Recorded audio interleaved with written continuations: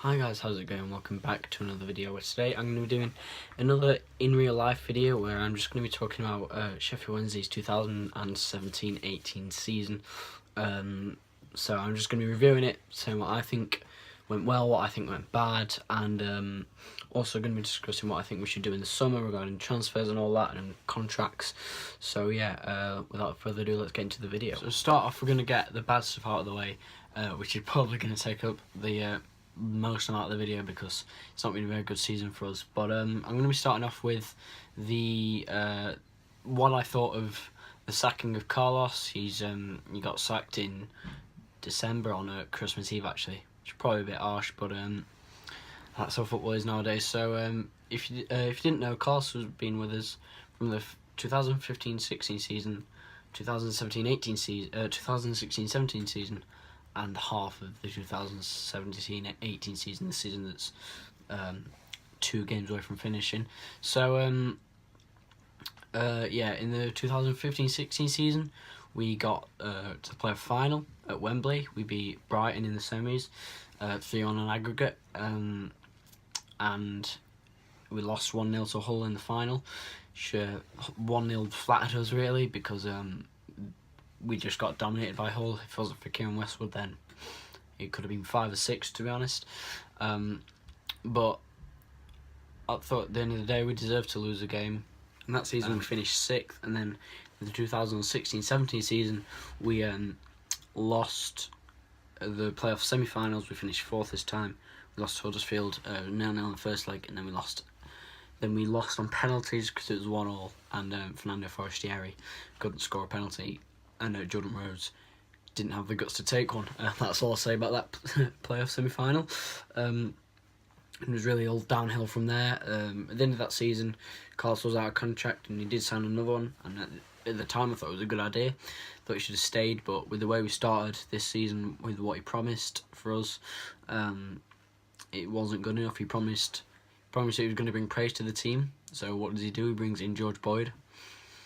I mean, I like Boyd, but he's not quick. So some of the players that we brought in weren't the players that we needed, weren't the players that we wanted, and we overpaid for a vast majority of the ones that haven't been performing for Wednesday. You know, Bannon was a free transfer, Forestieri was 3 million, Hooper 3 million, Pudel 1 million. You know, all the good players are the ones that cost the cheapest, and all the bad ones are the ones that have cost the most money. The Jordan Rhodes, the Alman Abdis, you know, it's the David Jones. It's you know, and I think that is a big reason that he did get sacked. Which is unfortunate because he liked Wednesday, and he's doing well where he is now. I think he's doing well with Swansea, and I hope he keeps him up because he likes Wednesday. So now he's gone, I've not got anything against. The final nail in the coffin for me for Carlos was the Derby Day loss at Hillsborough when we lost 4-2. He just wasn't good enough. It was 2-0 after about 5 minutes, I think. It's not good enough, and you know, and we should be winning that game. United aren't that good. They've got a good manager, but I don't think they've got very good individual players. Some of them are good, obviously. Some of them have got talent. That's why they are in the championships. But I don't think that we should have lost. Certainly not 4-2, and we were poor on the day. And yeah, it just wasn't good enough. And from there, I thought, well, Carlos needs to go. It was the 24th of December. He got sacked, Christmas Eve. Wasn't at all expecting it, but it happened. And we brought in someone in January. I'm not too sure the exact date that he came in, but I'm still not too sure how you pronounce it. I think it's Jos Lukai, our new manager. He's been with us a few months. And at the start of his Wednesday career, he looked like a bit of a ball draw kind of manager. I think our first 2 or 3 results were 0-0s, and we're not used to seeing clean sheets at Hillsborough this season. So it was refreshing in that sense, but we weren't scoring enough goals, and we were keeping clean sheets, but we weren't scoring. How polar opposite, you know, the start of his career is to now. Now it seems to be kind of the opposite, but he came in, got some few draws. We thought, he's looking all right, but then we started losing a few games. We lost to QPR 4-2. We were 3-0 down, I think, after 15 minutes, which is poor. We lost to Fulham, which is understandable in the form they're in. I think they're unbeaten in like 23 games, something like that, which is it's a bit stupid, really. And we lost to some other teams, and We lost to Ipswich. We drew at Bolton. We drew at Hillsborough against Bolton. They scored in the last minute, which was awful, and we really thought that perhaps relegation was happening against Ipswich. The vlogger came out. I was really mad after that game. To lose 2-1 to Ipswich at home, it's not good, and I really did thought we were going to get relegated. And I think a lot of Wednesdayites did, but in the last month or so, we've started to pick up results. We started with an away win at Leeds. We got the Leeds double, which I suppose is probably the biggest positive to come out of this season. A bit depressing, but Ati Nuhiu on the score sheet twice. I'll get into individual players in a bit, but he's been outstanding since the new manager's come in. He got 2 goals. We went 1-0 up, then they equalised in the 83rd. We thought, oh god, it's going to be another late goal sickener that's going to only get us a draw, but then Atinu scored in the 93rd minute, and we ended up winning the game 2-1 in the end. And then international break, next game we beat Preston 4-1 at Hillsborough, which is arguably the best game we've had this season. Very good. We were clinical. We had good chances. Forest Series first game back, and he got a goal from a free kick, which I've actually got the video of, which I might upload to the channel.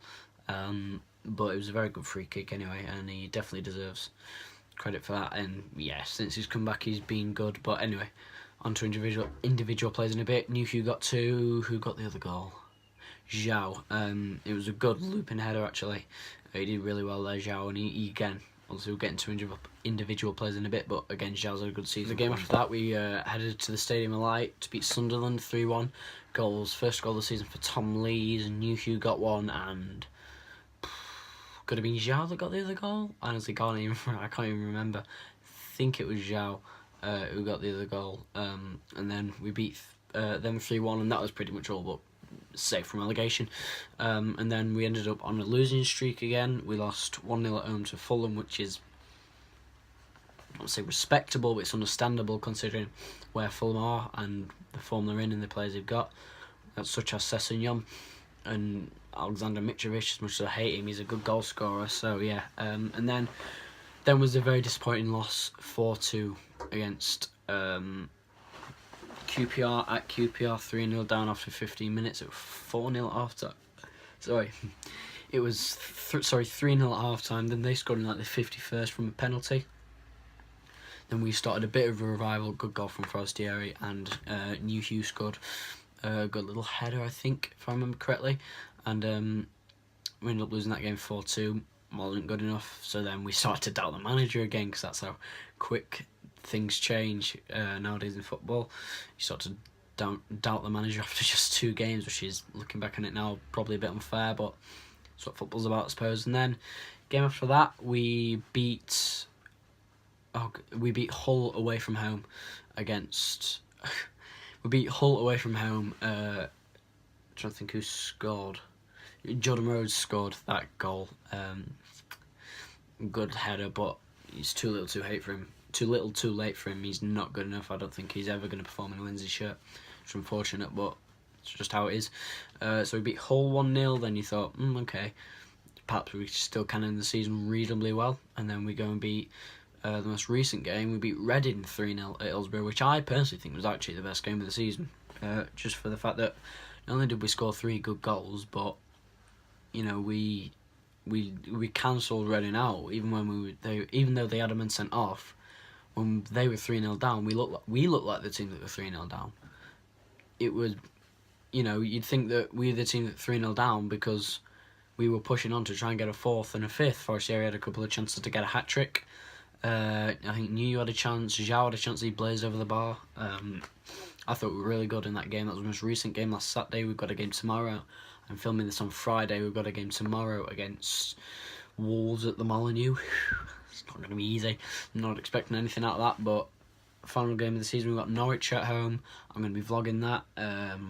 More about what's going to happen to the channel in a bit, but that's the review of this season.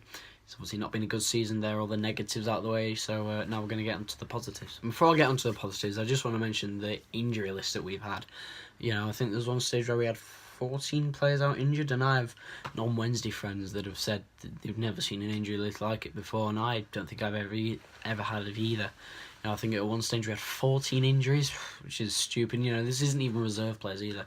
Bannon's injured, Forstier's been injured for the majority of the season. Tom Lees, Stephen Fletcher, Gary Hooper, Hughes Van Aken, Ross Wallace, you know, just off the top of my head, Sean Clare, you know, Kieran Westwood. You can think of it for hours. Pudle's been injured, and, you know, Hunt's been injured. Hunt is injured. Fox, I don't really like him, but he's a player, I suppose, and you don't want him injured. They've all had injuries at certain points, apart from, really, the only person that's not had any injuries probably been Adam Reach, you know, because Reach has been very good in the Wednesday shirt. More about individual players later, but yeah, I just thought I'd mention this injury crisis, and it has held us back, but I still don't think we should use it as an excuse for being so poor this season. Now onto the positives of the season. Now, there's not too many, but I am going to go into them just to make the video a bit longer. So regarding the positives, he's going to have to be youth. Some of the youth prospects that we've brought in this season have stepped up to the plate. Jordan Thornley, another player that's injured. He's just come back actually, but Jordan Thornley's been injured, and when he has played, he's looked good at centre back. It's his first season really playing proper professional football for Wednesday. Who else? Sean Clare's been a good player, good centre midfielder. Scored his first goal for Wednesday. What happens after that? He gets injured. It's just our luck, you know. Matthias has been injured. I forgot Abdi existed. Kieran Lee, and it was the injury crisis again. It's stupid. You know, they've all been injured at the same time. It's not like they've had little breaks. They've all been injured at the same time, and it's hard to vouch for it, but I still think we have severely underperformed. I don't want to use injuries as an excuse. And then back to the youth, we've also had Thornley, Clare. Who else have we had? We've had Cameron Dawson as a backup keeper. He's been good, I think, this season. Whenever we've called upon him, played against Reading. He's going to play the final few games of the season. Can't see why not, to be honest. He kept a clean sheet against Reading. Didn't have to do much, but what he did the vast majority of it correctly. Spilled something once, but Valencia was there to clear off the line. But yeah, he's been good. But the main one, I think, what all Wednesday fans have to agree with this, is obviously Joe Wildsmith. He's stepped up. Kieran West has been injured almost 2/3 of the season, really. You know, so Joe Wildsmith's come in and made a very good impression on not just me, but a lot of Wednesday fans. You know, the plan was have Westwood starting for the next season or two, then bring Wildsmith in. But Wildsmith stepped up to the plate a year or two before I expected him to, and he's doing really well. You know, he's only 22. He's come through the Wednesday academy and he's been brilliant. Made some fabulous saves. Made a fabulous save against United in the playoff. In the Steel City derby at the Lane, but he's been fantastic, and Westwood's really got his work cut out for him when he does come back from injury. Not only from him, but from Cameron Dawson as well, because you know they're all in contention to start. And the next positive for me is actually Joey Pellier-Pesse, who Jos signed from some team in the Netherlands. I don't know who, I forgot. But he's signed him, and I personally think he's been very good. The only Jos signing so far has been quite positive, I think. Started off a bit iffy, just getting into the league, but he'd been good. Scored a really good goal against Millwall, actually. We ended up losing that game at I forgot what the Millwall stadium's called. At the City Ground? Could be the City Ground. And yeah, he's been good, I think, as that defensive midfielder. Sam Hutchinson, another injury just comes to mind. He replaced Sam Hutchinson, and I think that, you know, I think he really has got a future in a Wednesday shirt, and I think he's probably going to be the starting defensive midfielder, because unfortunately, as much as I like Hutchinson, he's not getting any younger, and he's too injury prone to have a start in the team every week. Unfortunately, he doesn't help himself with the position that he's in, but he's just unfortunately too injury prone. So I think Joey Pellier-Pesse, as far as replacing Hutchinson, has gone. He's obviously got big shoes to fill, but I think he's filling them reasonably well, and it's positive, I think, for the only Jos signing that we've made for it to be him. And that's almost it as far as positives go for the season. There's really not many to think of, but now I'm going to go into what I think we should do in the summer. So we're going to start off that with the transfers that I think we should make going out, players that we need to sell because of financial fair play. So I've got a few names on the list that I think we should sell. Those names are Morgan Fox, Louvens, whose contract's expiring actually, and the big one, Jordan Rhodes. Now, as far as Fox goes, he's injured, so probably not going to be able to sell him until he comes back.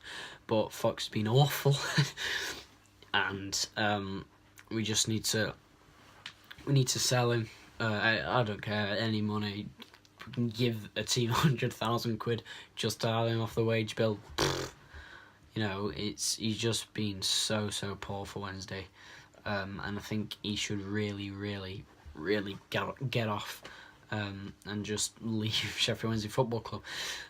But anyway, the next player is Glenn Louvens. Obviously his contract's out. I wouldn't extend it. As much as I like Louvens as a man and as a person, and his attitude's always spot on, good club captain, good player to have in the changing rooms, but he's getting on, unfortunately.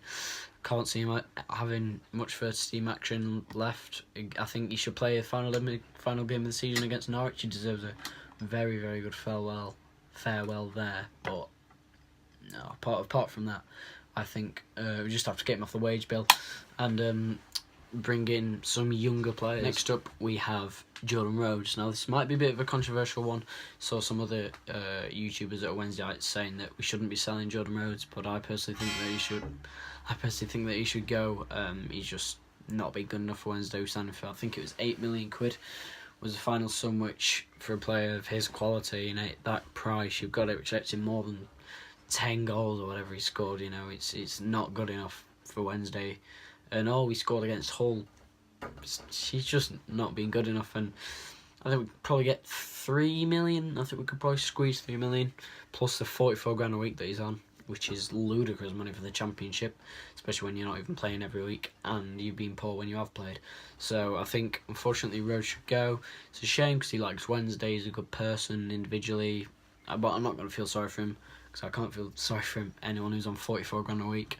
So, yeah, unfortunately, I also think that he has to go. And I also think that perhaps we should be selling David Jones as well because he's getting on a bit. Any money that we can squeeze out of him, I still think he's got a year left on his contract, if I'm correct. So yeah, I think we should get him leaving, so we can just get rid of all the dead weight and, you know, maybe even Sam Winnell as well. Here, Derby might want him, get him for another good 2-3 million quid. You know, it's a shame because I like Winnell, but I think he wants to stay at Derby, and there's nothing we can really do to stop that. But I think we should probably perhaps sell him as well just to free up the striker slot. Regarding players in, the first signing we have to look for as a Wednesdayite, and I think most Wednesdayites will agree, is Federico Venancio, centre-back. He's only on loan. I think there was an option to buy him at the end of the season, and I would definitely buy him. He's been good since Yoss has come in. Ironically, it was Carlos who bought him or loaned him, but he didn't even play him. You know, it's only Yoss who's brought him in and actually started playing him, which is irrelevant. Which is a bit stupid. George Boyd, another player, exact same story. Carlos brought him in, didn't play him. Yoss has come in, played him, and I think he's been alright. He's not quick, but he's a grafter, and he'll always try his best. And I can't ask anything more from Boyd. Did score last weekend. He's got a good little tap in against Reading, but you know, it's a player that we need to sign. I think Venancio has been good for us this season. I think 1-2 million perhaps, shouldn't be too expensive, but I think that centre back we should definitely be signing because he's a good club player. He's only still quite young, 24, 25. I think we should definitely be signing. Moving on to the positions that we should buy, I think there's one priority, and that is left wing back. I like Jack Hunt at right wing back. And when he's fit, play him. When he's not fit, Palmer. I think that's what we should do. We've also got a player called Alex Hunt, apparently who might be decent in the under-21s team. I've seen he got goal of the season actually for the under-21s in the North Division or whatever the hell it's called.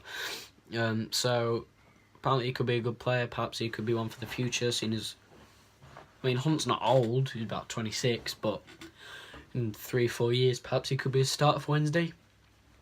But that left wing back spot, as much as I said I like Boyd, he's not quick, you know, and we need pace at least one wing back. I mean, Jack Hunt is quick, but he's not very strong, so he's fairly easy to get out muscled. We just need that quick left wing back, cut inside, cross the ball into Newhugh, Zhao, Forestieri, Hooper, Fletcher, whoever you need to be, whoever you want to be in that striker position. Get a left wing back, preferably who's English based, not necessarily English. I don't really care about the nationality, but English based, preferably Championship, not someone in League One or League Two.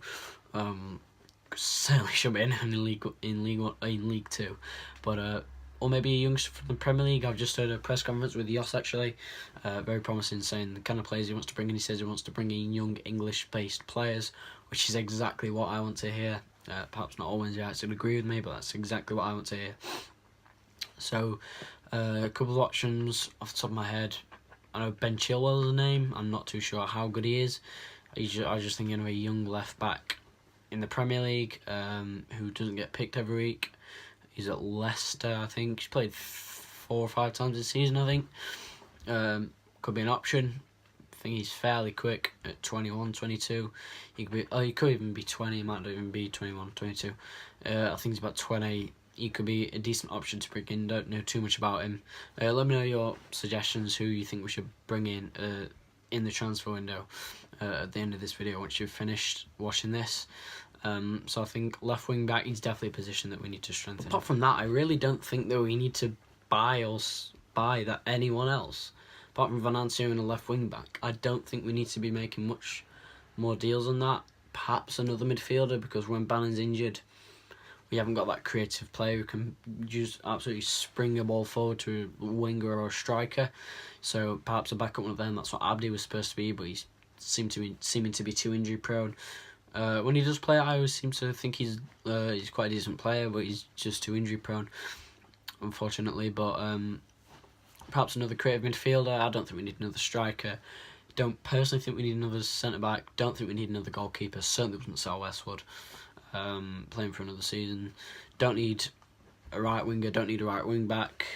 I think we're set apart from those 2 positions that I've just mentioned. But yeah, that's almost going to wrap up this video. I'm just going to end up with contract negotiations or just contracts in general. Obviously, Daniel Pudil's running out. Matty Newhugh's running out. Sean Clare's running out. 3 players that I do definitely want us to be signing at the end of the season. Especially Newhugh and Pudil.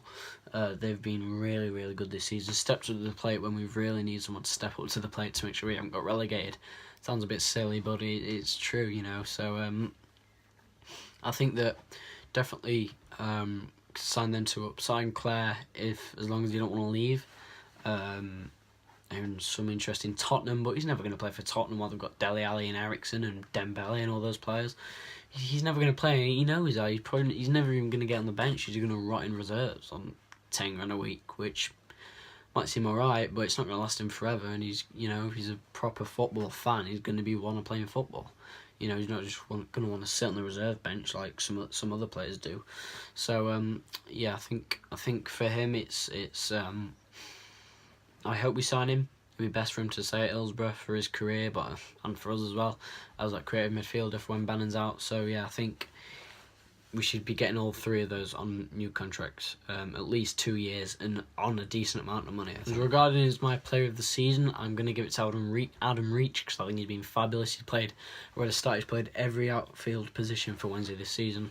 Centre back, left back, right back, centre mid, right mid, left mid, striker. He's played every single outfield position for Wednesday, which is quite remarkable, considering, just considering everything really. He's really stepped up when we needed him as that sort of hope, spark, never gives up kind of player. I really like him. He's coming to his own this season. Paid $5 million for him originally in the first few games he played. I thought we've overpaid for him here. Looks like a decent player, but no more than $3 million. I don't think we should be playing for him. But now I think $5 million is well worth his price tag. Maybe even bump that up to 6 after the season he's had this year. Got class. He's fairly strong. He's fairly quick when he gets going. He's got an eye for a pass. He can shoot on his left foot. there's not much wrong with his game. Could be a little stronger. He's not the strongest player. He's quite easy to get out muscled. Not necessarily when he's on the ball, but when he's trying to win a ball, he'll end up on the ground a few times, which is a little bit annoying. So perhaps if we could fix that, then that would be appreciated from him. But he's definitely going to get my Player of the Season nomination. He's been fantastic all year. Before I end the video, I'm just going to just say a few of my plans for the rest of the season, as there's only 2 games left. One of them I'm going to be vlogging. Final day of the season at home against Norwich. Last time we played Norwich at Hillsborough were beaten 5-1 last season. A repeat of that would be nice. Last time we played Wolves at the Molineux, we beat him 2-0 actually. Went to that, it was quite a good game. My first away game in a while, that was.